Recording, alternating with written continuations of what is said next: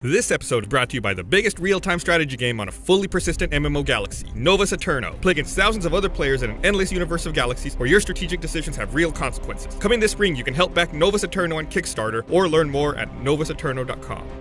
Hey guys, I'm Kyle Taylor. Disney has announced a new free-to-play game set in the Star Wars universe to be developed by new studio Area 52 Games in conjunction with LucasArts and Disney Interactive. The game will center around customizing and upgrading your own ship, then taking it into dogfights of up to 16 players for some epic space battle action. The game will include well-known Star Wars universe ships like the Rebel Alliance X-Wing Fighter and the Empire's TIE Interceptor, and new ships and items will be added to the game on a monthly basis. There's no release date set for the game yet, but they have open signups for a beta program which is scheduled to begin next year. Next up, DayZ only became available as an alpha build yesterday as part of Steam's early access program, but already more than 150,000 players have jumped in to get their zombie on in its first 24 hours. DayZ was originally created as a mod for Arma 2 until the modders decided to spin it into a full game. They announced their intentions in August 2012 and hoped to release it before the end of that year, but it has since suffered multiple delays. It's still not technically out, at least not as a finished product, but Steam's early access feature allows those who pre-ordered it through the service to participate in alpha and beta versions of the game since the developers have chosen to allow it. So it's basically like pre-ordering and getting to play a rough version immediately, which isn't half bad if you're the impatient type, like me.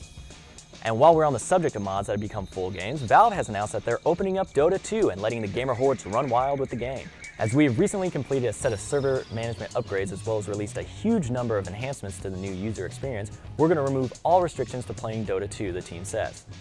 Since the game exited its closed beta period in July, they've had restrictions in place to limit the game's availability, like required signups and a queue system, and they've been gradually increasing the number of players as they scaled the hardware.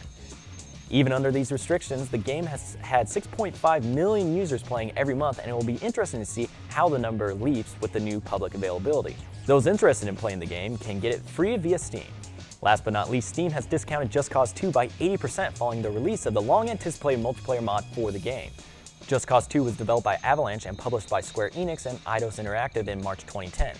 In the game, you play an agent ordered to track down and eliminate your friend and mentor in the island paradise of Panau, and the 400 square miles of terrain becomes your extreme sports playground. The game was well known for its free-roaming mayhem and adrenaline rush stunts, and that's cool and all, but a group of modders decided it would be much more fun if it had multiplayer as well, so they set out to make that happen. Fast forward to yesterday, and the mod has finally been released free via the website or via Steam, allowing up to 5,000 players to hop into the same server and go nuts skydiving and racing vehicles. And that's the news for today. Are you interested in playing a Star Wars space dogfighting game? Or will you wait for one of the big projects from BioWare, DICE, or Visceral Games? Let us know in the comments. Then check out roosterteeth.com tomorrow, where we'll stream our gaming podcast, The Patch, live for our sponsors.